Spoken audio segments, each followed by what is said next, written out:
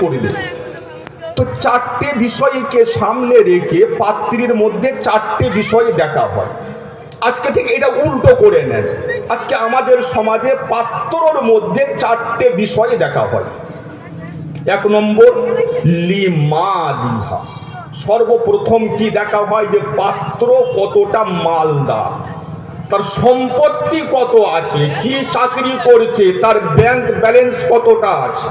এক নম্বর, সম্পত্তি দেখে বিবাহ দেওয়া হয়। দ্বিতীয়, ওয়ালে হাসাবিহা, তার খানদান দেখে, বংশ দেখে, যে কোন ফ্যামিলির ছেলে, কোন বংশের পাত্র।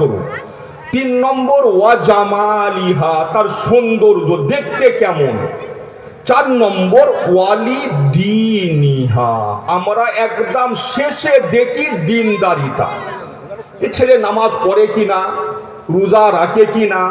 এই দিনদারির ব্যাপারটা একদম শেষ পর্যায়ে গিয়ে দেখা হয়। মানে ওটা হলে ভালো, না হলেও কোনো অসুবিধা নাই। কিন্তু আল্লাহ রসুল বলছেন ফাজফার বিজাতিদ দ্বীন। এই যে চারটি বিষয়কে সামনে রেখে পাত্র বা পাত্রী নির্বাচন করা হয়, এর মধ্যে তুমি দিনদারিকে প্রাধান্য দাও। তাকে দিনদারিকে প্রাধান্য দাও, তারি বাতি ইয়াদাত, তুমি কামিয়াব হয়ে যাবে। মানে তুমি যদি শান্তিপূর্ণ সংসার চাও, তুমি যদি শান্তি চাও দুনিয়াতে, দিনদারিকে প্রাধান্য দাও। দিনদারি কাকে বলে অত আমার ব্যাখ্যা করার সময় নেই, কেন আমাকে অন্য বিষয়গুলো বলতে হবে। যাই হোক, তাহলে বোঝা গেল যে পাত্র বা পাত্রীর মধ্যে প্রাধান্যযুক্ত বা প্রাধান্য পাওয়ার বিষয় চারটে আছে। চারটের মধ্যে দিনদারিটা হচ্ছে মূল বিষয়, যেটা দেখে বিবাহ দেওয়া দরকার।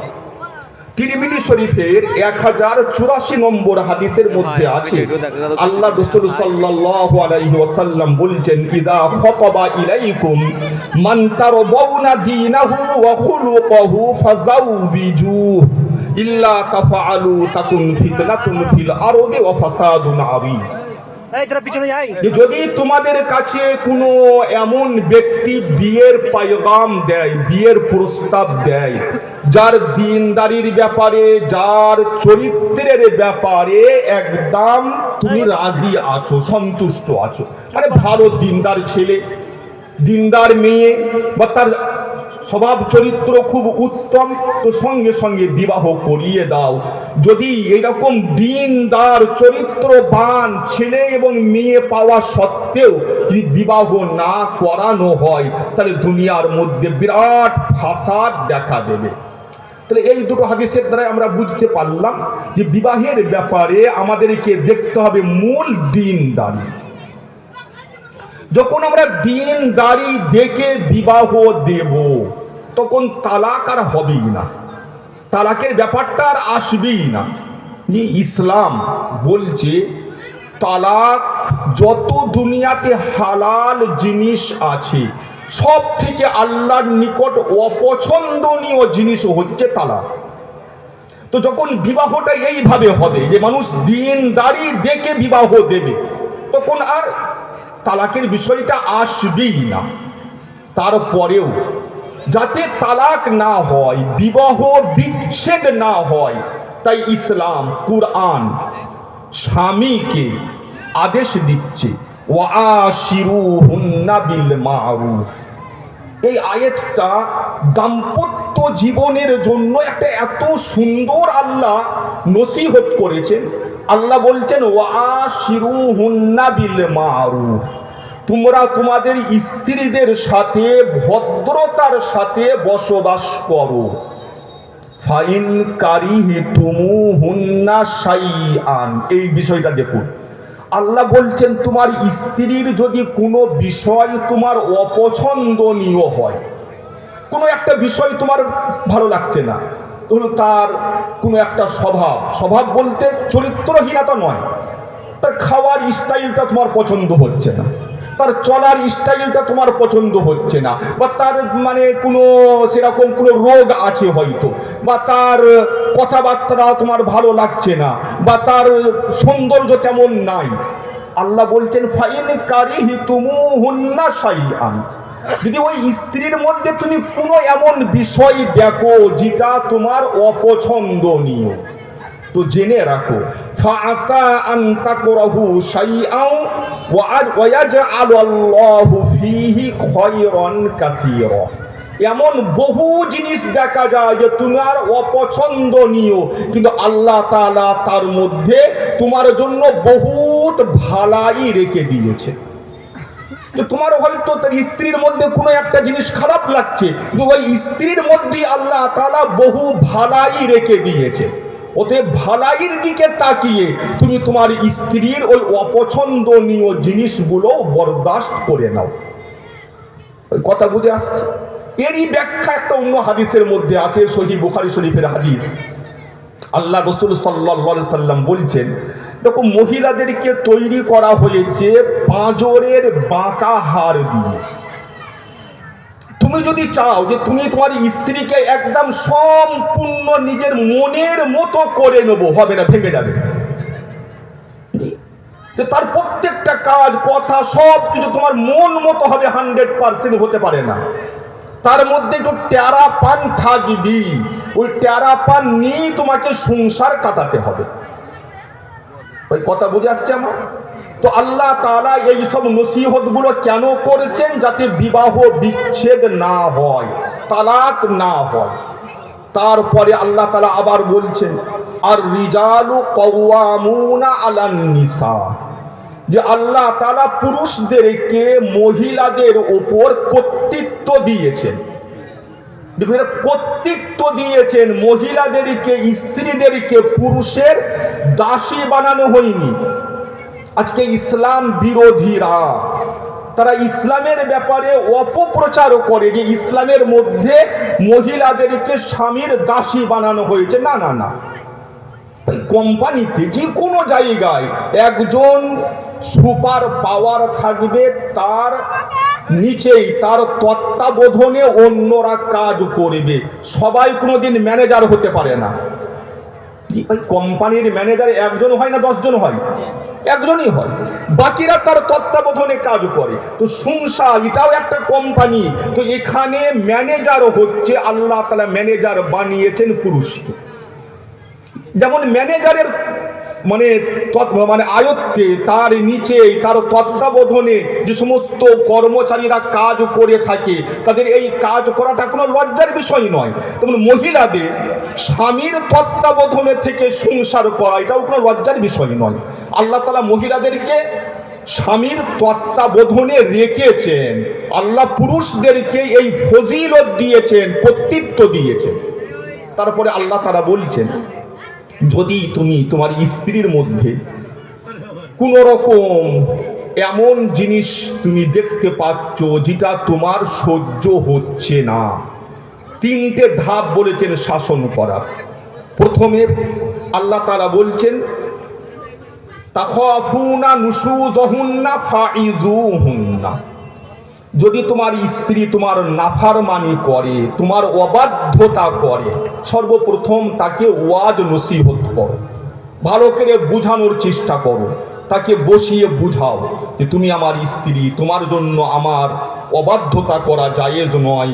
হাদিসের মধ্যে আছে, যদি কোনো স্ত্রী স্বামীর অবাধ্য হয়ে রাত কাটায়, তো তার ওপরে আল্লাহ এবং ফেরেশতাদের লানত হয়।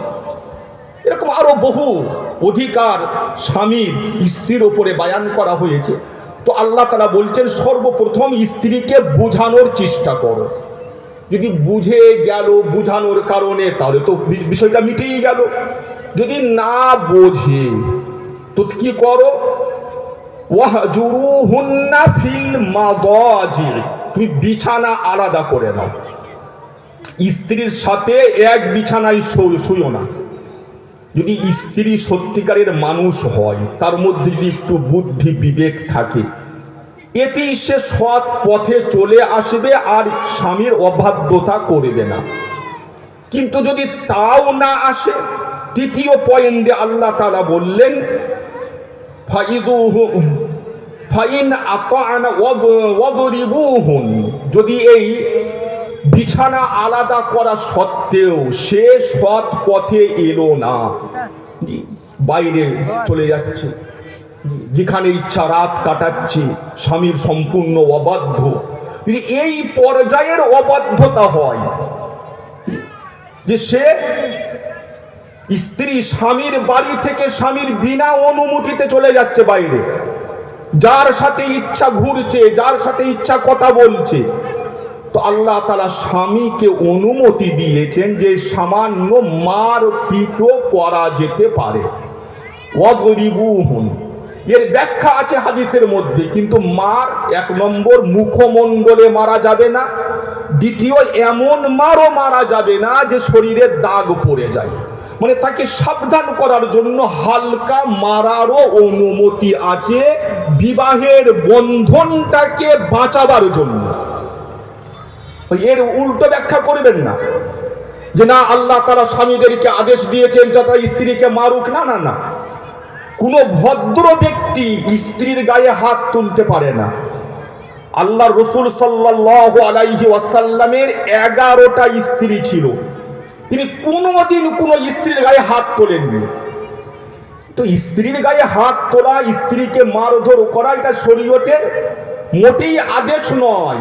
কিন্তু বিবাহের সম্পর্কটা এত মূল্যবান সম্পর্ক, এই সম্পর্কটাকে বাঁচাবার জন্য যদি স্ত্রীর গায়ে হালকা হাত তুলতে হয়, শরীয়ত তার অনুমতি দিয়েছে। কথাটা বুঝে এলো আমার? এটা শুধুমাত্র বিবাহের সম্পর্কটাকে বাঁচাবার জন্য। কেন, যখন একটা বিবাহ বিচ্ছেদ হয়ে যায়, বিবাহ বিচ্ছেদের কারণে শুধু এই নয় যে স্বামী স্ত্রীর সম্পর্ক আলাদা হয়ে গেল, এর কারণে কত সন্তান যে বরবাদ হয়ে যায় তার কোনো শেষ নাই।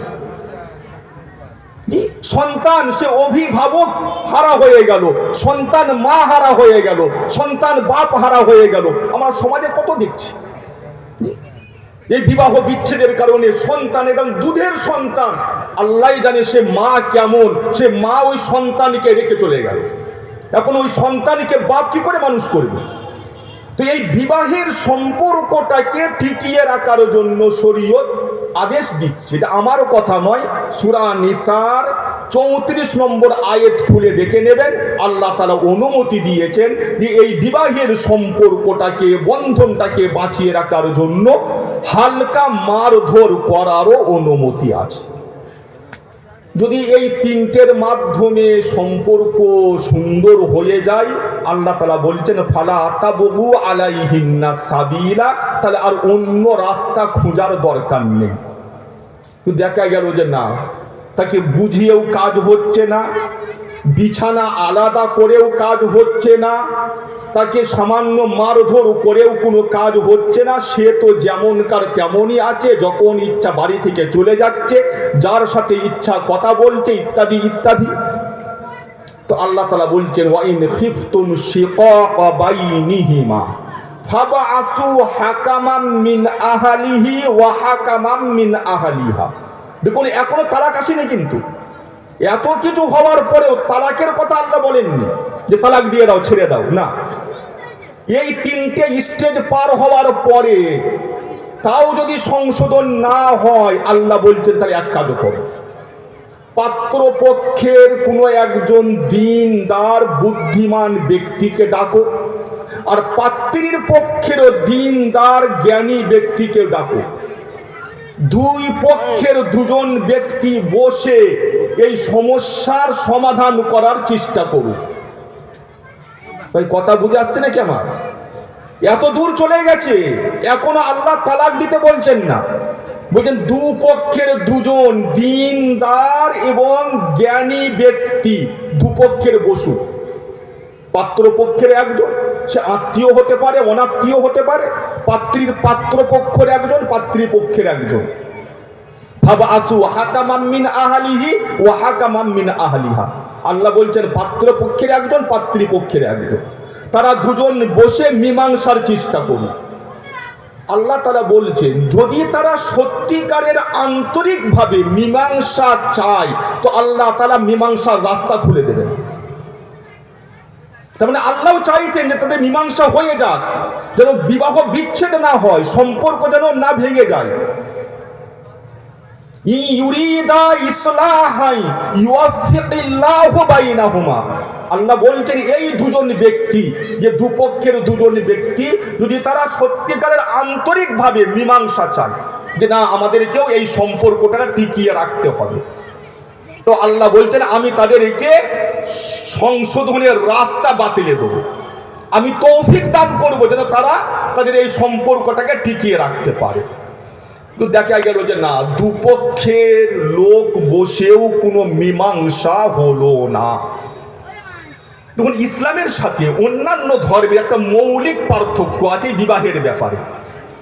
ইসলাম বলছে বিবাহটা একটা চুক্তি, কিন্তু আজীবন কালের জন্য চুক্তি, এর চুক্তির কোনো মেয়াদ নেই। এমনি আপনার আর্থিক চুক্তির একটা মেয়াদ থাকে না, কথা আমার বুঝে আসছে তো নাকি? আর্থিক চুক্তি, আমি আপনার একটা জমি নিলাম, ক বছরের জন্য আপনি জিজ্ঞাসা করবেন, তো আর্থিক চুক্তি হয় মেয়াদি। কিন্তু বিবাহ একটা চুক্তি, কিন্তু এটা আজীবন কালের জন্য। আজীবন কালের জন্য মানে কি? মানে এর কোনো সময় নির্দিষ্ট নাই। কিন্তু এটা এমন নয় যে বিবাহ হয়ে গেছে বলে আপনাকে যে কোনো অবস্থায় ওই বিবাহটা টিকিয়ে রাখতেই হবে, দ্বিতীয় কোনো অপশন নেই। না, অন্যান্য ধর্মের মধ্যে কি বিবাহ হয়ে গেছে, এখন তো তারা আমাদের দেখা দেখি পাল্টে নিয়েছি। নাহলে আমাদের ভাইদের, আমাদের যে দেশীয় ভাই রয়েছেন, তাদের যে মূল ধর্ম, তাদের ধর্মের মধ্যে ডিভোর্স, তালাক বলে কিছু নাই। যার সাথে যার বিয়ে হয়ে গেল, খারাপ হোক ভালো হোক যাই হোক, মৃত্যু পর্যন্ত তাকে টেনে নিয়ে যেতে হবে। কিন্তু আল্লাহ তাআলা বলছেন না। মানুষ যদি এমন দেখা যায় যে যে মেয়ের সাথে, যে ছেলের সাথে বিয়ে হয়েছে, মোটেই তাদের একসাথে থাকা কোনোভাবেই সম্ভব নয়, তাদের এই সম্পর্কটাকে টিকিয়ে রাখার জন্য সব ধরনের চেষ্টা করা হয়েছে, কিন্তু না, এই সম্পর্ক টিকিয়ে রাখা যাবে না। স্বামী দেখছে যে ওই মহিলার সাথে আমি সংসার করতে পারবো না, কেন পারবো না সে নিজেই জানে। মহিলাও দেখছে যে ওই স্বামীর সাথে আমার পক্ষে থাকা সম্ভব নয়, যদি থাকতে হয় তাহলে সে আত্মহত্যা করবে, তার পক্ষে সম্ভব না, মেনে নিতে পারছে না। তো ইসলাম বলছে এই অবস্থায় তালাকের বিধান ইসলাম দিচ্ছে। কিন্তু এই তালাকের ব্যাপারে আমাদের সমাজে অনেকগুলো ভুল প্রথা, ভুল কথা চালু আছে। আগে ওইগুলো আপনি শুনে নেন, তারপরে আমি বলবো তালাক দেওয়ার ইসলামী পদ্ধতিটা কি। আজকে বড়ই দুঃখের কথা, বিবাহের জন্য আমরা লাখ লাখ টাকা খরচ করছি। এখন লাখ লাখ টাকা বললেও কম বলে, কোটি পৌঁছে গেছে। এখন বড় লোকদের বিয়েতে লাখ টাকা নয়, লাখ টাকা তো এখন ভিখারিরা খরচ করছে। মানুষের কাছ থেকে সাহায্য চেয়ে যে লাখ টাকা খরচ করেছে, আর বড় লোকদের বিয়েতে এখন কোটি টাকাই পৌঁছে গেছে। তো যে বিয়ের জন্য এত খরচ, আজকে সেই বিয়েটা কি, কিভাবে বিয়েটা থাকে, আর কি কারণে বিয়ে নষ্ট হয়ে যায়, আজকে ছেলেও জানে না, মেয়েও জানে না। বিবাহের আগে বিশেষ করে তালাকের ব্যাপারটা জানা আবশ্যক। শুধু এতটুকু জানে যে হ্যাঁ তালাক বললে ছাড়ো হয়ে যায়, নয় তালাক দেয় কেন। তো এই তালাকের ব্যাপারে দুই একটা যে ভুল, মানে কুসংস্কার আমাদের মাঝে চালু আছে, সেগুলো আগে শুনে নেন। অনেকে বলে যে রাগের মাথায় তালাক দিলে তালাক হয় না, এটা 100% ভুল কথা। ভাই, কেউ মহব্বত করে স্ত্রীকে ভালোবেসে তালাক দেয় না, তালাকটা হয়তো, কথা বলেন না, তালাক তো রাগের কারণেই হয়ে থাকে। তো রাগের মাথায় তালাক দিলে তালাক হবে না, এটা 100% ভুল কথা। রাগের মাথায় তালাক দিলেও তালাক হবে। অনেকে আমাদের কাছে এসে বলে, হুজুর তালাক বললে যে ছাড় হয়ে যায়, আমি তো জানতাম না, তো তালাক দিয়ে ফেলেছি। এটা মানে এত বড় মিথ্যা কথা যে এর থেকে বড় মিথ্যা কথা আর হতে পারে না। যে তালাক দিলে ছাড় হয় জানতো না, তো তালাকটা বললো কেন? বাঁদর, ছাগল, গরু বলতে পারতো তো নাকি রাগের সময়? কথা বুঝলো না নাকি আমার? রাগের সময় গালাগালি করে তো নাকি? তালাক শব্দটা কি জন্য বলবে? মানে ও জানে যে তালাক বললে ছাড় হয়ে যায়, তখন রাগের মাথায় জাগিয়ে যাক বউ, রাগ যখন পড়ে গেছে এবার বুঝতে পারছে, পস্তাচ্ছে যে বউ গেলে কি হবে। কিন্তু যখন বলেছে তখন জানে, যতই বলুক যে আমি জানতাম না, মিথ্যা কথা বলছে। যদি না জানতো তাহলে তালাক শব্দ না বলে তো অন্য শব্দ বলতো। কথা বুঝাচ্ছে তো নাকি আমার? তো রাগের মাথায় তালাক দিলে তালাক হয় না, এটা সম্পূর্ণ ভুল কথা। দ্বিতীয়, অনেকে বলে যে তালাক যখন বলেছে বউ তো শুনিনি, বউ না শুনলে তালাক হবে না। এটাও একদম ভুল, 100%। আল্লাহ তাআলা স্বামীকে 3 বার তার স্ত্রীকে তালাক দেওয়ার অধিকার দিয়েছেন, 3টে তালাক দেওয়ার। প্রত্যেকটা স্বামী স্ত্রীকে 3টে তালাক দেওয়ার অধিকার রাখে। সেই তালাকটা ও যখনই বলবে, যেখানেই বলুক, যে ওই স্ত্রীকে গিয়ে লাগবে, সে জানুক শুনুক না শুনুক কোনো ব্যাপারই নয়, সর্ব অবস্থায় তালাক হয়ে যাবে। তালাকের উদাহরণটা ঠিক এমন, যেমন আপনার কাছে একটা বন্দুক আছে, সেই বন্দুকে 3টে গুলি আছে, বাস 3টেই গুলি। আপনার কাছে বন্দুকে 3টে গুলি আছে, আর আপনার সামনে আপনার স্ত্রী ছাড়া আর কেউ নেই।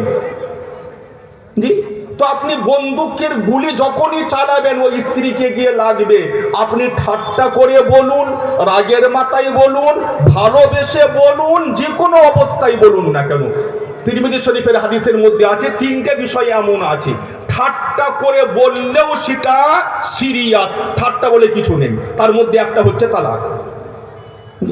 ঠাট্টা করে আমি বউকে তালাক দিয়েছি, তালাক হয়ে যাবে। এই কথা বুঝাচ্ছে তো নাকি আমার? বউ সাক্ষী থাকার, কোনো সাক্ষী থাকার দরকার নেই। আপনি এই শীতকালে 5টা লেপ মুড়ি দিয়ে লেপের ভেতরে বলছেন যে আপনি বলছেন যে আমি আমার বউকে তালাক দিলাম, কেউ শুনতে পাইনি আল্লাহ ছাড়া, তালাক হয়ে যাবে। কোনো সাক্ষীর দরকার নেই, স্ত্রীর শোনারও দরকার নেই। ভাই কথা বুঝে আসছে আমার? 3 নম্বর আরেকটা আমাদের সমাজে আছে, যে স্ত্রী যদি অপবিত্র অবস্থায় থাকে, যাকে হায়েদ অবস্থায় বলা হয়, তখন তালাক দিলে তালাক হয় না। এটাও সম্পূর্ণ ভুল কথা। যে বুখারী শরীফের হাদিসের মধ্যে আছে, ইবনে উমর রাদিয়াল্লাহু তাআলা আনহুমা, তিনি ওনার স্ত্রীকে হায়েদ অবস্থায় তালাক দিয়েছিলেন। আল্লাহ নবী সাল্লাল্লাহু আলাইহি সাল্লাম বলেছিলেন তালাকটা ফিরিয়ে নাও। তালাক হয়েছিল বলেই রাজাআত করার হুকুম দিয়েছে। রাজাআতটা কি, যদি আমার সময় থাকে পরে বলছি।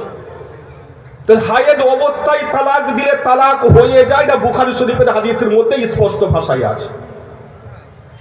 অতএব আমরা একদম ভালো করে জেনে নিই যে তালাক যে কোনো অবস্থায় দেওয়া হোক না কেন, স্ত্রী যে অবস্থাতেই থাকুক না কেন, পাক না পাক, পেটে বাচ্চা থাকুক পেটে বাচ্চা না থাকুক, যে কোনো অবস্থায় স্ত্রী যে অবস্থায় থাকুক না কেন, স্বামী যদি তাকে তালাক দেয় তালাক হয়ে যাবে।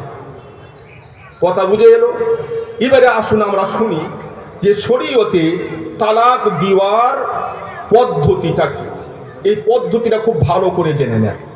এত সুন্দর পদ্ধতি, আপনারা মনে হয় এই প্রথম শুনবেন, আশ্চর্য হয়ে যাবেন যে ইসলাম কত সুন্দরভাবে তালাকটাকে সাজিয়ে দিয়েছে।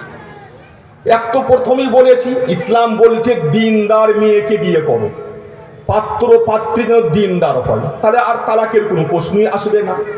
তারপরে আল্লাহ বলেছেন দেখো যদি স্ত্রীর মধ্যে কোনো একটু ছোটখাটো কোনো খারাপই দেখো, বরদাস্ত করে নাও, আর এটা চিন্তা করে নাও যে সামান্য একটু আছে কিন্তু এর মধ্যে অনেক ভালাইও আছে, তো ভালাইয়ের দিকে তাকিয়ে তুমি ওই ছোটখাটো বিষয়গুলো সহ্য করে নাও।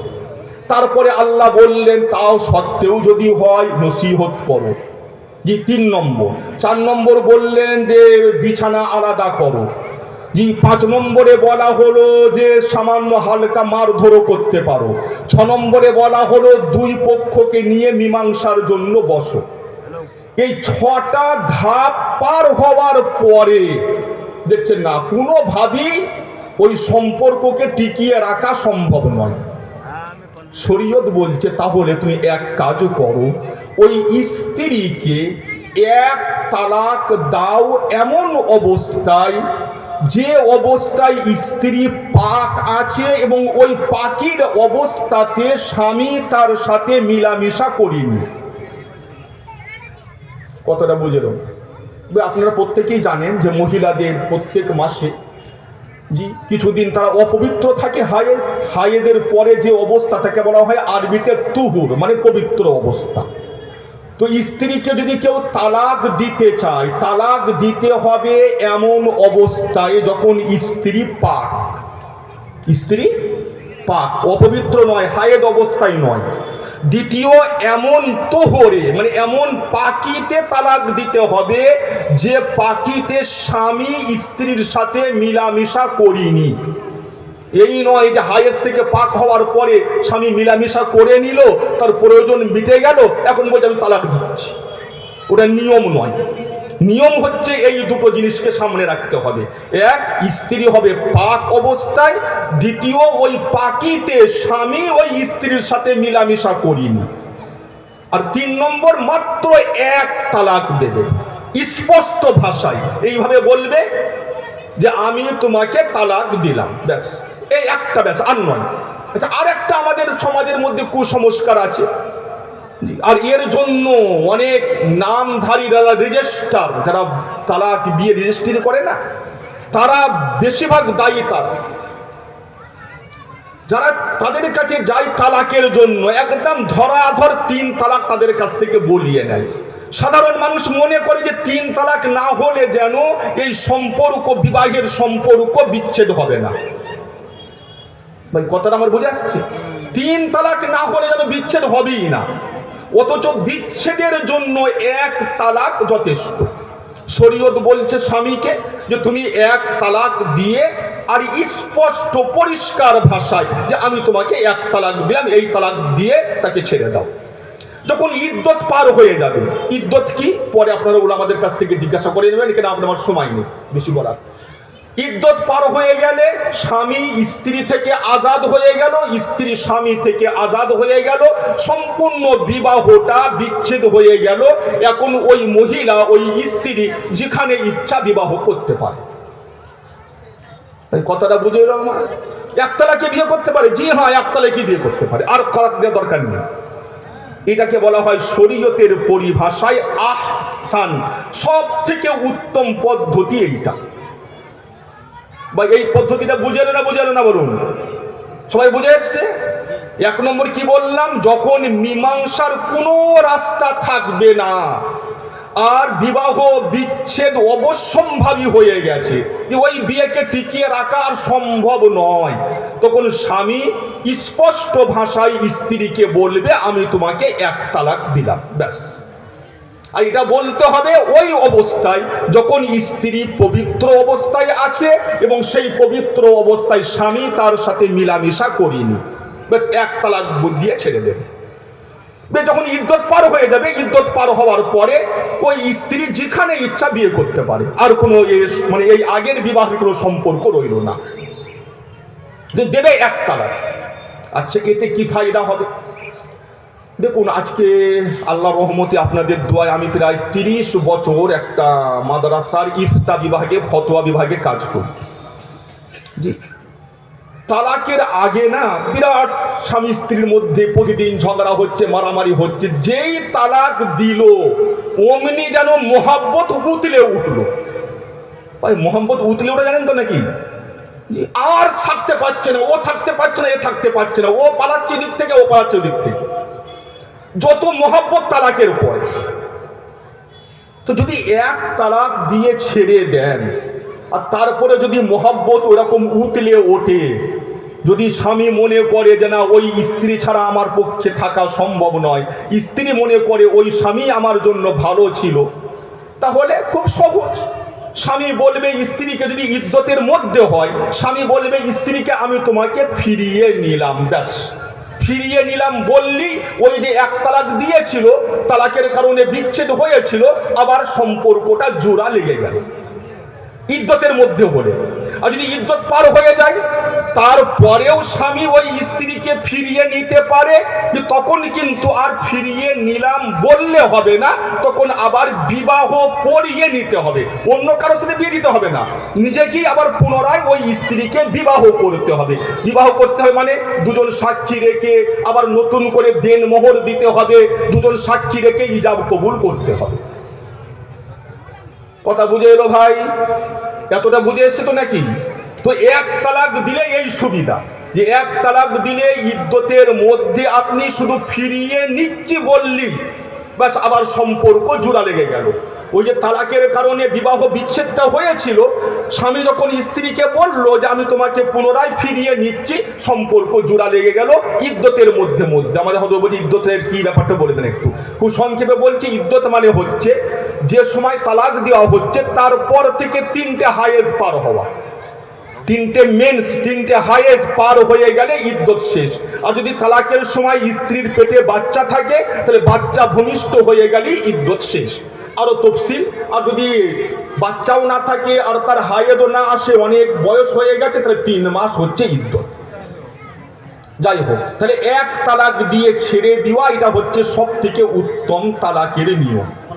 দ্বিতীয়, যদি কোনো ব্যক্তি চায় যে না আমি ওই এক তালাক দিয়ে ক্ষান্ত হব না, আমাকে 3 তালাকই দিতে হবে, তার পদ্ধতি হচ্ছে এই যে আপনি ওই প্রথম হায়েজ থেকে যখন পাক হলো পবিত্র অবস্থায় এক তালাক দিলেন, পবিত্র অবস্থায় এক তালাক, তারপরে আবার 1 মাস পরে আবার যখন হায়েজ থেকে পাক হবে, মানে দ্বিতীয় হায়েজ থেকে পাক হবে, তখন আবার এক তালাক দেন। আবার যখন তৃতীয় হায়েজ থেকে পাক হবে তখন এক তালাক দেন, মানে 3 মাসে 3 তালাক, একসাথে 3 তালাক নয়। কথাটা বুঝেল নাকি? 3 মাসে 3 তালাক, এটাও হচ্ছে একটা তালাক দেওয়ার পদ্ধতি, কিন্তু এটা উত্তম পদ্ধতি নয়, উত্তম প্রথমটা। কিন্তু এইটাও একদম হারাম নয়, কিন্তু এটার মধ্যে একটা ভালাই আছে একটা খারাপই আছে।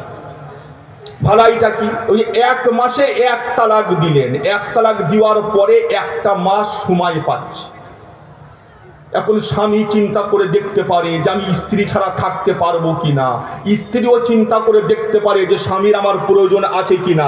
দুজনাই চুপচাপ, এও কিছু বলছে না ও কিছু বলছে না, তার মানে তারা এই সম্পর্কটাকে টিকিয়ে রাখতে চায় না। তাহলে 1 মাস পরে আবার তালাক দিয়ে দাও একটা। এইভাবে 3 মাসে যখন 3টে তালাক হচ্ছে, মাঝখানে দুজন সংশোধনের বা সম্পর্কটাকে জোড়ার কোনো চেষ্টা করেছে না, তার মানে বোঝা যাচ্ছে এরা আগামীতে কোনোদিন আর সম্পর্ক জুড়তে পারবে না, তো 3 তালাক দিয়ে একদম পুরো বিচ্ছেদ হয়ে গেল। কিন্তু এরা আগামীতে কিন্তু এরা আর ওই রকম ভাবে শুধুমাত্র মুখে বলে বা বিয়ে পড়িয়ে আর একসাথে হতে পারবে না। এই দুটো হচ্ছে শরীয়তে তালাক দেওয়ার প্রথমটা উত্তম পদ্ধতি, দ্বিতীয়টা জায়েজ পদ্ধতি। এছাড়া তালাক দেওয়ার যত পদ্ধতি আছে সব নাজায়েজ, হারাম এবং বিদআত।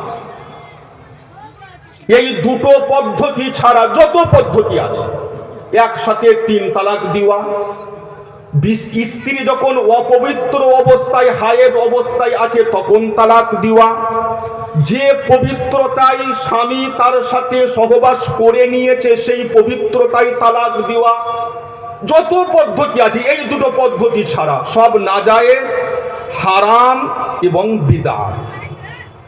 এই কথাটা মনে থাকবে।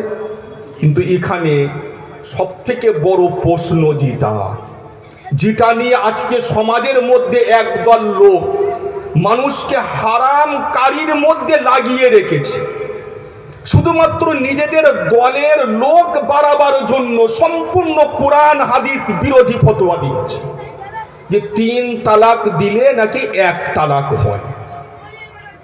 আচ্ছা, ওরা যে, আমি আশ্চর্য হয়ে যাচ্ছি, ওদের কিতাবে ওদের বক্তারা সাধারণ হানাফিদেরকে বিভ্রান্ত করার জন্য এই মশলাটা বায়ান করার সময় আমাদের হিদায়া, শরহে বেকায়া, কুদুরি, আমাদের এই সমস্ত কিতাবের হাওয়ালা দিচ্ছে। বলছে হিদায়ায় লেখা আছে 3 তালাক দেওয়া হারাম, তখন হারাম তাহলে 3 তালাক কি করে হবে? তাই কথা বুঝে আসছি। শরহে বেকায়া হানাফিদের ফিকহের কিতাব, তাতে লেখা আছে যে একসাথে 3 তালাক দেওয়া বিদআত, নাজায়েজ। তো নাজায়েজ আর বিদআত কাজ করলে কি করে হবে? খুব ভালো করে বিষয়টা শুনে রাখুন। এটা ওই নামাজের মধ্যে সূরা ফাতিহা পড়া না পড়ার মতো বিষয় নয়, নামাজের মধ্যে হাত তোলা হবে কি হবে না এরকম বিষয় নয়, এটা একটা হালাল হারামের বিষয়। তিন তালাক দেওয়ার পরে যদি আপনি ওই স্ত্রীকে নিয়ে সংসার করেন, সারা জীবন আপনার হারামকারী ব্যভিচারের গুনাহ হবে, আপনার সন্তান হবে হারামি সন্তান। এটা বিরাট সাংঘাতিক বিষয়। তো ভালো করে বিষয়টা বুঝে রাখুন।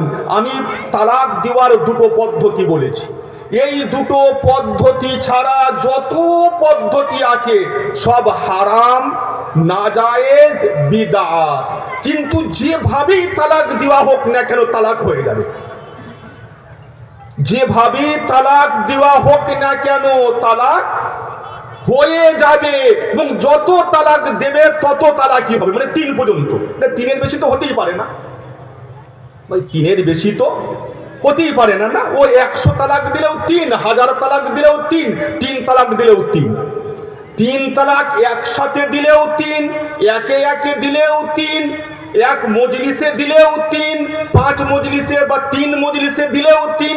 যেভাবেই 3 তালাক দেওয়া হোক না কেন 3 তালাক হয়ে যাবে এবং স্ত্রী সম্পূর্ণ হারাম হয়ে যাবে। তাই কথা বুঝে আসছে? এখন এই প্রশ্ন যে হারাম আবার হবে কি করে? আমাদের কিতাব থেকে তারা হাওয়ালা দিচ্ছে যে হিদায়া ইত্যাদি কিতাবে লেখা আছে একসাথে 3 তালাক দেওয়া, এক মজলিসে 3 তালাক দেওয়া হারাম। হ্যাঁ, অবশ্যই লেখা আছে, কিন্তু এই কথা লেখা নেই যে একসাথে 3 তালাক দিলে 1 তালাক হবে। এটা ওদের বানানো কথা। কোন হানাফি ফিকর কোন কিতাবে কথা লেখা নেই। তো হানাফি ফিকরে কেন, কুরআন হাদিসের কোথাও নেই যে 3 তালাক দিলে, এক জায়গায় 3 তালাক দিলে বা এক মজলিসে 3 তালাক দিলে 1 তালাক হবে। কুরআন হাদিসের কোথাও নেই।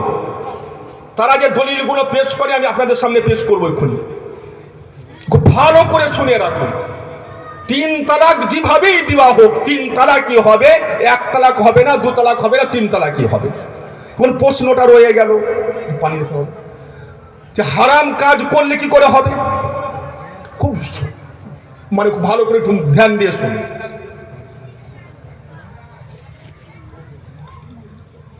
জামাত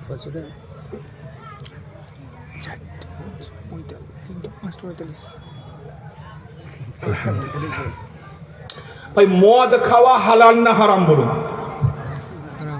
ভাই, কথা বলুন না। মদ খাওয়া হারাম না হালাল? হারাম তো নাকি? রোজার মাসে দিনের বেলায় মদ খেলে রোজা ভাঙবে? কথা বলেন না ভাই। মদ যখন খাওয়া হারাম তো হারামের কারণে রোজা কেন ভাঙবে? যারা বলে যে 3 তালাক দেওয়া হারাম, তো 3 তালাক দিলে বউ কেন হারাম হবে, তাদেরকে এই কথাটাই বলবেন। ভাই হারাম হওয়াটা আলাদা জিনিস, কিন্তু যখন আপনি তালাকটা দিচ্ছেন তখন সে কাজ করবে। আর একটা উদাহরণ দিই, আপনার কাছে বন্দুক আছে, কোনো ব্যক্তিকে অন্যায়ভাবে তার উপরে গুলি চালানো হালাল না হারাম? হারাম। কিন্তু আপনি যখন গুলি চালাবেন, গুলি যখন তাকে লাগবে, সে মরবে কি মরবে না? কথা বলেন না ভাই। যখন তাকে গুলি লাগবে সে মরবে। এটা দেখা হবে না যে আপনি গুলি চালিয়েছেন ন্যায় না অন্যায়, এটা ওই বিচারে আসবে না, ওটা তো আলাদা বিচার হবে। কিন্তু ওই ব্যক্তিটা মরা না মরার ব্যাপারে এখানে এই জিনিসটা দেখা হবে না যে গুলিটা যে করেছিল ইচ্ছা করে না অনিচ্ছায়, ঠাট্টা করে না সিরিয়াসলি, যে কবারে গুলি চালিয়েছিল এইসব কিছু দেখা হবে না। 3টে গুলি আপনার কাছে আছে, একসাথে ফরাফট 3টে গুলি চালিয়ে দেন, 3টে গুলি লেগে যাবে, মরে যাবে। একটা গুলি চালালে আহত হবে, 2টো গুলি চালালে আরো একটু বেশি আহত হবে, 3টে গুলিতে একদম মরে যাবে। মহতরম বুজুর্গ দোস্ত, এই 3 তালাক একসাথে দেওয়া, এক মজলিসে দেওয়া হারাম। আমরাও বলছি হারাম, এর কারণে বিরাট গুনাহ হবে স্বামী। তার মানে এই নয় যে তালাক হবে না, হারাম কিন্তু তালাক হয়ে যাবে। আচ্ছা, এখন তালাক হয়ে গেল, আমরা বলছি খুব ভালো করে কথাটা শুনুন। কোন হানাফি মুফতি, সত্যিকারের সে মুফতি হয়, এই ফতোয়া দেবে না যে তুমি তোমার বউকে 3 তালাক দিয়ে দিয়েছো, এখন তাকে অন্য জানের সাথে বিয়ে করিয়ে আবার তুমি হালালা করে নিয়ে নাও। আমরা এই ফতোয়া দিই না। আমরা ওই স্ত্রীকে এই কথা বলি, তোমার স্বামী যখন তোমাকে 3 তালাক দিয়ে দিয়েছে, ওই স্বামী তোমাকে রাখার যোগ্য নয়। তুমি ওই স্বামীকে সারা জীবনের জন্য ত্যাগ করো, ওর কাছে আর ফিরে আসার চিন্তাই করবে না। ওর যখন নিজের মুখের ওপরে ও নিয়ন্ত্রণ নেই, ওর হাতের ওপরে নিয়ন্ত্রণ রাখতে পারবে না, আজকে একসাথে রাগের মাথায় 3 তালাক দিচ্ছে, কোনোদিন তোমাকে রাগের মাথায় একদম মেরে দিয়ে বসে থাকবে। ভাই, যার মুখের উপরে নিয়ন্ত্রণ নেই তার নিজের হাতের উপরে কি করে নিয়ন্ত্রণ থাকবে? আজকে ও রাগের মাথায় তোমাকে 3 তালাক দিয়েছে, কোনোদিন তোমাকে রাগের মাথায় একদম তোমার উপরে মানে বটি দিয়ে কাটারি দিয়ে চোখ বসিয়ে দেবে। তোমাকে ওই স্বামীর কাছে ফিরে আসতে হবে না, ওই স্বামী তোমার যোগ্য নয়, তুমি অন্য স্বামীকে তালাশ করো। অতএব আর হালালা বিয়ের কোনো প্রশ্নই আসে না। কিন্তু ওই আমাদের যারা বিরোধী, যারা 3 তালাককে 1 তালাক বলে, তারা এমন এমন এই বিষয় নিয়ে অপপ্রচার করে যে হানাফিরা হালালার জন্য সেন্টার খুলে রেখেছে। ভাই, আপনারা তো আল্লাহর রহমতে শিক্ষিত মানুষ, দুনিয়াতে বহু দেশ, বহু জায়গায়, বহু শহরে গেছেন। আপনি আমাকে একটা শহরে দেখাতে পারবেন যে শহরে হানাফিরা হালালা সেন্টার খুলে রেখেছে? কোথাও আছে? ভাই, আপনাদের কাটোয়ায় আছে? কথা বলেন না। কোনো জায়গায় আছে? শুধু অপপ্রচার এইটা। আল্লাহর রহমতে হানাফিদের মধ্যে ওই 3 তালাক খুব কম হয়ে থাকে। জি, হয় না তালাক আল্লাহর রহমতে। জি, হলেও জি যদি হয়, তারা সত্যিকারের হানাফি হলে তারা কুরআন হাদিসের যে মীমাংসা, কুরআন হাদিসের যে হুকুম, সেই হুকুম তারা মেনে নেয়। আল্লাহ তাআলা কোরআনের মধ্যে বলেছেন, আত-তালাকু মাররাতান, তালাক হচ্ছে 2 তালাক। 2 তালাক দেওয়ার পরে ফাইমসাকুম বিমারুফ আও তাসরিহুম বিইহসান।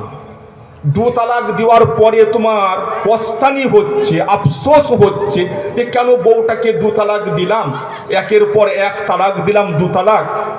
তো তোমারও যদি আফসোস হয়, ফাইমসাকুম বিমারুফ, এক কাজ করো, তাকে ফিরিয়ে নাও। এটা আমি কুরআনের আয়াত, আপনার সূরা বাকারার 229 নম্বর আয়াত। আল্লাহ বলছেন তালাক হচ্ছে 2 তালাক। এখন এখানে উলামায়ে কেরামরা রয়েছেন, এনাদের জন্য আমি আরেকটা মানে ওদের প্রশ্নের উত্তর বলছি। এই ব্যাপারে ওই সমস্ত বিরোধী লোকেরা যারা 3 তালাককে 1 তালাক বলে, তারা বলে দেখো এখানে আল্লাহ তাআলা বলেছেন আত-তালাকু মাররাতান, মানে 2 বার। 2 তালাক বলেননি, 2 বার বলেছেন। তার মানে বোঝা গেল একবারে দিলে হবে না, 2 বার, একের পর 1 2 বার তালাক দিতে হবে। ভাই, কথাটা বুঝে আসছে নাকি? উলামায়ে কেরাম রয়েছে। আত-তালাকু ইসনাতান বলেননি, ইসনান বলেননি, বলেছেন মাররাতান, 2 বার। ভালো করে জেনে নেন, এই মাররাতান শব্দটা আরবিতে যেমন 2 বারের জন্য আসে, তেমন 2 এর জন্যও আসে, ডবল। কুরআনের মধ্যে আছে, ওমান ইয়াকুনুত মিনকুন্না লিল্লাহি ওয়া রাসূলিহি ওয়া তা'মালু সালিহান নু'তিহা আজরাহা মাররাতাইন। 22 পারার একদম প্রথম আয়াত আল্লাহ তাআলা বলছেন যারা নেক কাজ করবে, ইয়াকুনুত মিনকুন্না লিল্লাহি ওয়া রাসূলিহি, যে আল্লাহ এবং আল্লাহ রাসূলের ইতাআত করবে, আল্লাহ তাদেরকে মাররাতাইন, ডবল সওয়াব দেবেন। এর মানে এই নয় যে একবার সওয়াব দিলেন আর একবার সওয়াব দেবেন না, মানে ডবল সওয়াব, 2 ডবল সওয়াব দেবেন। বুখারী শরীফের হাদিসের মধ্যে আছে আল্লাহ রাসূল সাল্লাল্লাহু আলাইহি ওয়াসাল্লাম তাওয়াদ্দুআ মাররাতাইনি মাররাতাইন, প্রত্যেকটা অঙ্গ 2 বার 2 বার করে ধুলেন। মাররাতাইন তার মানে এই নয় যে একবার ধুয়ে আবার অন্য মজলিসে আরেকবার ধুলেন, না, মজলিসে একই মজলিসে 2 বার ধুলেন। অতএব আত-তালাকু মাররাতান, এই মাররাতানের জন্য মজলিস পাল্টাবার দরকার নেই, একই মজলিসে 2 তালাক দিলেও সে মাররাতান। তো আল্লাহ বললেন স্ত্রীকে ফিরিয়ে নেওয়ার অপশনটা আছে 2 তালাক পর্যন্ত। ফাইনসাকুম বিমারুফ, 2 তালাক দেওয়ার পরে তুমি যদি তাও তাকে ফিরিয়ে নাও, আও তাসরিহুম বিইহসান, অথবা যদি তুমি মনে করো যে না তার সাথে আর সংসার করা সম্ভব না, তাকে ছেড়ে দাও। এই যে 2 তালাক দেওয়ার পরে ছেড়ে দেওয়া হলো, আমি 1 তালাক দেওয়ার পরে ছেড়ে দেওয়ার মশলা বলেছি, দু তালাক দেওয়ার পরে যদি ছেড়ে দেয়, এখানে ওই একই মশলা, ইদ্যতের মধ্যে থাকলে স্বামী বলল যে আমি তোমাকে ফিরিয়ে নিচ্ছি, তাহলে আগের সম্পর্ক জোড়া লেগে গেল। কিন্তু যদি ইদ্যত পার হয়ে যায়, তাহলে ওই সম্পর্কে জড়তে হলে আবার বিবাহ নতুন করে পড়াতে হবে, কারোর সাথে বিয়ে দেওয়ার দরকার নেই। এটা হচ্ছে দু তালাক পর্যন্ত এই একই মশলা, যদি তালাকটা স্পষ্ট ভাষায় দেওয়া হয়ে থাকে। দু তালাকের পরে আল্লাহ তাআলা বলছে ফাইন তাল্লাকাহা, দু তালাকের পরে যদি আবার তালাক দেয়, ফালা তাহিল্লু লাহু মিন বাদু, এখন আর ওই স্ত্রী প্রথম স্বামীর জন্য হালাল নয়, হাত্তা তানকিহা যাওজান গায়রা, যতক্ষণ না পর্যন্ত সে অন্য কোনো ব্যক্তিকে বিবাহ করছে। তিন তালাকের পরে প্রথম স্বামীর জন্য হালাল হওয়ার ব্যাপারে আল্লাহ তাআলা কি শর্ত লাগালেন? ভাই কথাটা খুব ভালো করে মন দিয়ে শুনুন। এই হালালার বিষয়টা, হালালা বলা হয় ওই বিবাহ, যে বিবাহের কারণে স্ত্রী প্রথম স্বামীর জন্য হালাল হয়ে যায়। এই বিবাহটাকে নিয়ে বহু মানুষ খুব ঠাট্টা উপহাস করে, অথচ এই দ্বিতীয় বিবাহটা মানে প্রথম স্বামীর জন্য হালাল হওয়ার জন্য আল্লাহ নিজে বলছেন ফালা তাহিল্লু লাহু মিন বাদু, যে তৃতীয়বার তালাক দেওয়ার পরে বা তিন তালাক দেওয়ার পরে ওই মহিলা স্বামীর জন্য হালাল নয়, হাত্তা তানকিহা যাওজান গায়রা, যতক্ষণ না পর্যন্ত অন্য কোনো ব্যক্তিকে বিবাহ করছে। তাহলে এই হালালার বিবাহটার শর্ত হানাফিরা লাগায়নি, খোদ আল্লাহ নিজে বলছেন। আর এটাকে নিয়ে হানাফি বিদ্বেষীরা ঠাট্টা উপহাস করে যে ওই হানাফিদের হালালা বিয়ে। মোহতরম বুজুর্গ দোস্ত, এটা একদম ঠাট্টা করা যাবে না, কিন্তু ইসলামের কোনো বিষয় নিয়ে। আর এটা তো এমন একটা বিষয় যেটা আল্লাহ কোরআনের মধ্যে স্পষ্ট ভাষায় বলছে। যদি আপনাদের আমার কথার উপর বিশ্বাস না হয়, বাড়িতে গিয়ে বা এখন তো ল্যাপটপে বা মোবাইলে আপনি 230 নম্বর সূরা বাকারার 230 নম্বর আয়াত লিখে আপনি সার্চ করবেন, তার তরজমা দেখবেন, একদম এই তরজমা, ফাইন তাল্লাকাহা, যদি স্বামী স্ত্রীকে তৃতীয়বার তালাক দিয়ে দেয় বা তিন তালাক দিয়ে দেয়, ফালা তাহিল্লু লাহু, ওই স্ত্রী তার স্বামীর জন্য, প্রথম স্বামীর জন্য হালাল হবে না, হাত্তা তানকিহা যাওজান গায়রা, যতক্ষণ না পর্যন্ত সে অন্য কোনো ব্যক্তিকে বিবাহ করছে। অতএব তিন তালাক দেওয়ার পরে ওই স্ত্রী প্রথম স্বামীর জন্য হালাল নয়। যদি সে আসতে চায় প্রথম স্বামীর কাছে, তার জন্য শরীয়ত একটা অপশন রেখেছে। একদম নয় যে না কোনো মতে আসতে পারবে না, না, অপশনে রেখেছে একটা, যে তুমি অন্য জায়গায় বিবাহ করো, বিবাহের পরে তার সেই মানে দ্বিতীয় স্বামীর সাথে শারীরিক সম্পর্ক করো, তারপরে যদি সে ছেড়ে দেয়, ভাই তার তো এখন যখন দ্বিতীয় বিবাহ করেছে, সে স্বামী তো ছাড়তেও পারে না, ছাড়তেও পারে, কথা বুঝে আসছে না? যদি সেই স্বামী ছেড়ে দেয় বা স্বামীর যদি ইন্তেকাল হয়ে যায়, তাহলে শরীয়ত বলছে যে তাহলে ওই স্ত্রী পুনরায় প্রথম স্বামীর কাছে আসতে পারে, প্রথম স্বামীকে বিবাহ করতে পারে। এটা হচ্ছে শরীয়ত তার জন্য একটা অপশন রেখেছে। কিন্তু শরীয়তের মাকসাদ হচ্ছে এই, উদ্দেশ্য বা শরীয়ত চাইছে যখন স্বামী তার স্ত্রীকে তিন তালাক দিয়ে দিয়েছে, তখন ওই স্ত্রী যেন স্বামীর কাছে ফেরত না আসে। আমরাও কোনোদিন তাকে বলি না যে তুমি প্রথম স্বামীর কাছে এসো, অন্য জায়গায় বিয়ে করো, তাকে বলো যে বিয়ে করে আমার সাথে মিলামিশা করে আমাকে তালাক দিয়ে দাও, আমি প্রথম স্বামীর কাছে আসবো। আমরা এই কথা মোটেই বলি না। তাই কথা বুঝে আসছে?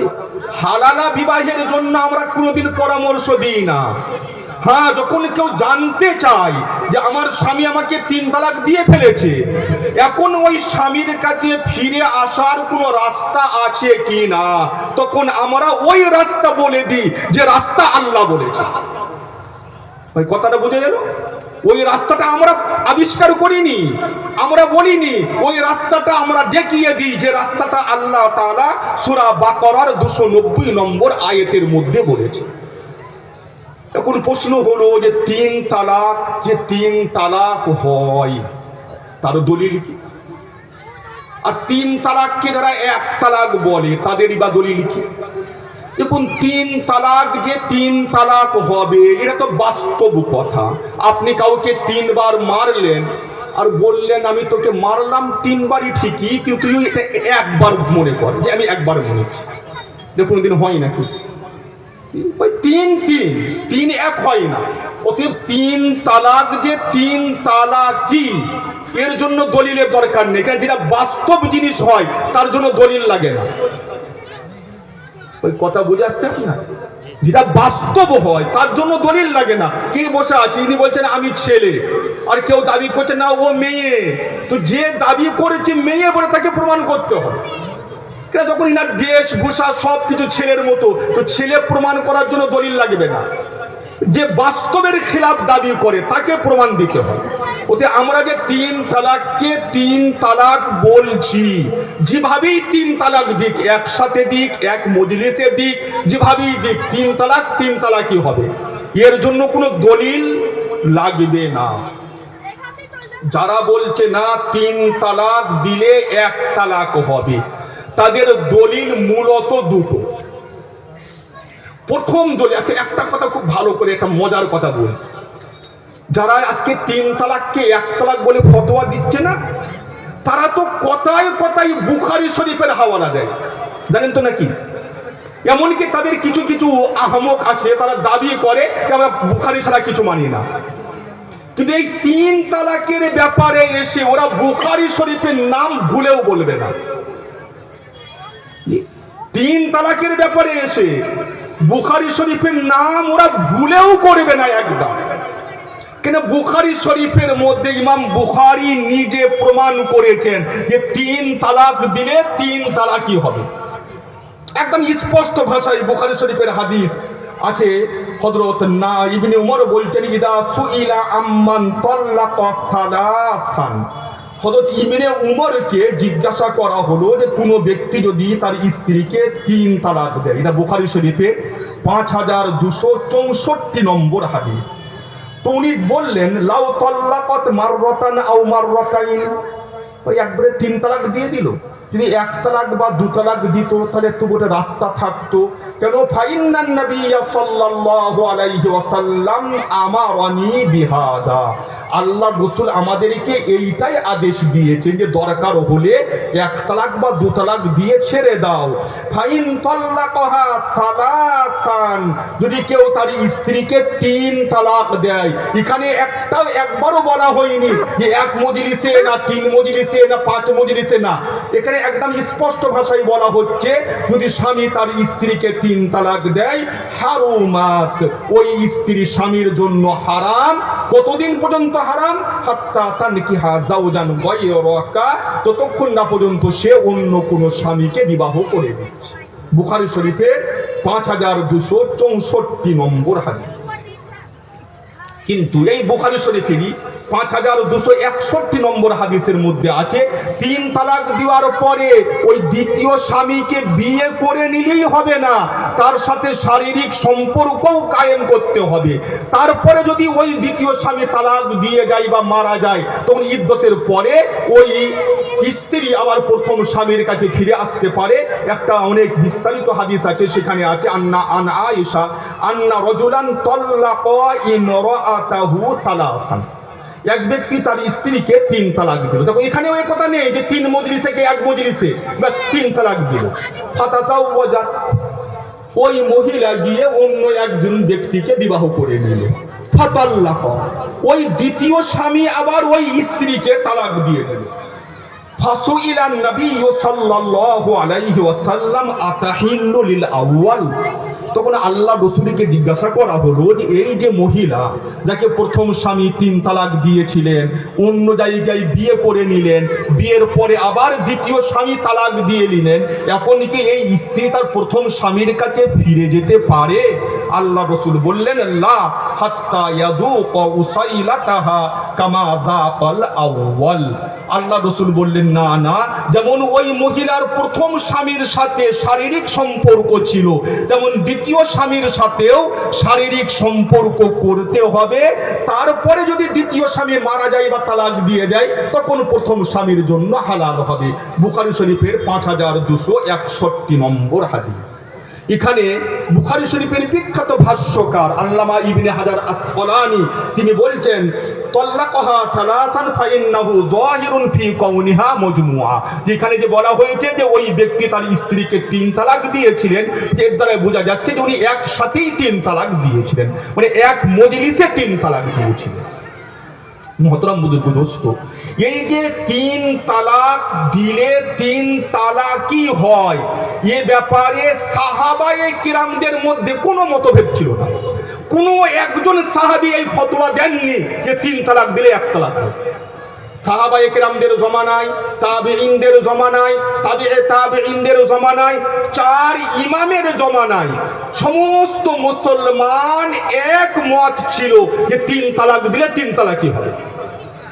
কোনো একজন সাহাবা থেকে পাওয়া যায় না যে উনি বলেছেন যে 3 তালাক দিলে 1 তালাক হবে। কোনো একজন সাহাবা না, কোনো বিশুদ্ধ সূত্রে কোনো সাহাবা থেকে পাওয়া যায় না। আমি আপনাদেরকে এখানে প্রায় 1 2 3 4 5 6 7 8 8 জন সাহাবার হাদিস আমি এখানে লিখে নিয়ে এসেছি, সময় হয়তো পাবো না, শুধু আমি হাদিসের নম্বরগুলো শুনিয়ে দেবো। 10 জন সাহাবা, 8 জন সাহাবা থেকে বিশুদ্ধ সূত্রে মুসান্নাফ ইবনে আবি শাইবা বলে একটা কিতাব আছে, যে ইমাম বুখারীর উস্তাদের লেখা। ইমাম বুখারীর উস্তাদ হচ্ছেন ইবনে আবি শাইবা, উনার কিতাব মুসান্নাফ ইবনে আবি শাইবা। ওই কিতাবে হযরত ওমর রাদিয়াল্লাহু তাআলা আনহু থেকে, হযরত উসমান রাদিয়াল্লাহু তাআলা আনহু থেকে, হযরত আলী রাদিয়াল্লাহু তাআলা আনহু থেকে, হযরত আব্দুল্লাহ ইবনে মাসউদ রাদিয়াল্লাহু তাআলা আনহু থেকে, হযরত মুগীরা ইবনে শুবা রাদিয়াল্লাহু তাআলা আনহু থেকে, হযরত ইমরান ইবনে হুসাইন রাদিয়াল্লাহু তাআলা আনহু থেকে, হযরত ইবনে উমর, হযরত ইবনে আব্বাস, এই 8 জন সাহাবা থেকে বিশুদ্ধ সূত্রে বর্ণিত হয়েছে। তিনারা বলেছেন 3 তালাক একসাথে দিলেও 3 তালাকই হবে। এখন একটা হাদিস ওরা পেশ করে, দুটো হাদিস ওরা পেশ করে। একটা মুসলিম শরীফের হাদিসটা আমি আপনাদেরকে শোনাই। কানাত তালাকু আলা আহাদি রাসূলিল্লাহি সাল্লাল্লাহু আলাইহি ওয়াসাল্লাম ওয়া আবি বকর ওয়া সানাতাইনি মিন খিলাফাতি উমর তালাকু সালাসি ওয়াহিদাতান। ইবনে আব্বাস রাদিয়াল্লাহু তাআলা আনহু বলছেন যে আল্লাহর রাসূলের জমানায়, হযরত আবু বকরের জমানায় এবং হযরত উমর রাদিয়াল্লাহু তাআলা আনহুর খিলাফতের প্রথম দিকে, প্রথম 2 বছর 3 তালাক 1 তালাক হতো। দেখুন, এই হাদিসের অনুবাদ করার সময় ওরা ডান্ডি মারে জানেন তো, গড়বড়ি করে, 2 নম্বরই করে। ওরা বলে মুসলিম শরীফের হাদিসের মধ্যে আছে আল্লাহ রাসূলের জমানায়, আবু বকরের জমানায়, উমরের জমানায় এক মজলিসের 3 তালাক 1 তালাক হতো। এই এক মজলিস কথাটা হাদিসে কোথাও নেই। হাদিসে যে শব্দটা আছে আমি পড়ে আপনাকে আবার শোনাচ্ছি, তালাকুস সালাসি ওয়াহিদান, 3 তালাক 1 তালাক হতো। আল্লাহ রাসূলের জমানায়, আবু বকরের জমানায় এবং হযরত উমরের খিলাফতের প্রথম 2 বছর 3 তালাক 1 তালাক হতো। তার মানে এখানে কিন্তু এক বৈঠকে, এক মজলিসে, একসাথে এ ধরনের কোনো বাক্য, কোনো কথা নেই। কিন্তু সবাই ওরা যারা 3 তালাককে 1 তালাক বলে ফতোয়া দেয়, তারা সবাই এই হাদিসটার অনুবাদ করে যে আল্লাহর নবীর জমানায়, আবু বকরের জমানায়, হযরত উমরের খিলাফতের প্রথম 2 বছর এক মজলিসের 3 তালাককে 1 তালাক ধরা হতো। এটা সম্পূর্ণ ভুল তর্জমা। এক মজলিসের কোনো কথাই এখানে নেই। এখানে আছে যে 3 তালাককে এক ধরা হতো। এর কি ব্যাখ্যা? এর ব্যাখ্যা মুহাদ্দিসিন সাহাবায়ে কেরাম, দেখুন কোরআন হাদিসের ব্যাখ্যা। একটা কথা, খুব সময় আমার শেষ হয়ে আসছে, কি অনেক কিছু বলার ছিল আপনাদের কাছে। দেখুন আজকে একটা এরা স্লোগান দেয় যে আমরা কোরআন হাদিস মানবো না ইমাম মানবো। কথা শুনেছেন তো নাকি? আমরা কোরআন হাদিস মানবো না ইমাম মানবো, মজহাব মানবো। দেখুন এটা একটা বিরাট বড় ধোঁকা। আমরা বলছি কোরআন হাদিসের যে ব্যাখ্যা সাহাবায়ে কেরামরা দিয়েছেন, কোরআন হাদিসের যে ব্যাখ্যা ইমামরা দিয়েছেন সেটা মানবো, না তোমার মতো ওই বাংলা পণ্ডিতগুলোর ব্যাখ্যা মানবো? এখানে কোরআন হাদিসের সাথে ইমামদের তুলনা নয়, এখানে কোরআন হাদিসের যে ব্যাখ্যা ইমামরা দিয়েছেন একদিকে, আর কোরআন হাদিসের যে ব্যাখ্যা এই জাহেলগুলো দিচ্ছে ওটা একদিকে। কথাটা বুঝে এলো না?